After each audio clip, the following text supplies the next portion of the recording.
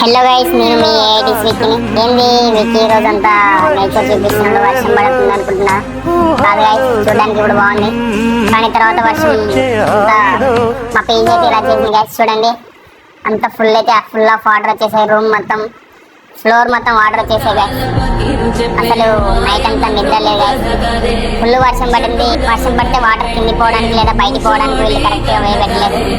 So ఇలా అయితే PG అంతా ఈరోజు వాటర్ ఫుల్ ఆఫ్ తో నిండిపోయింది. 3:34 వరకు అయితే నిద్రపోలేదు. సో మార్నింగ్ కాలేజ్ అయితే ఉంది.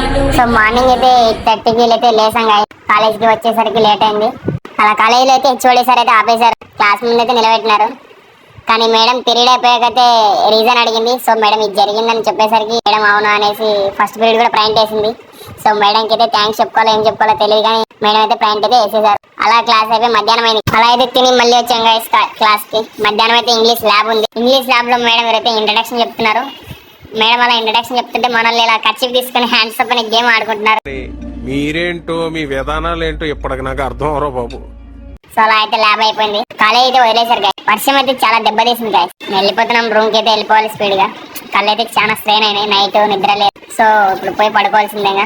By guys, it's your ADS Vicky. Follow for more videos.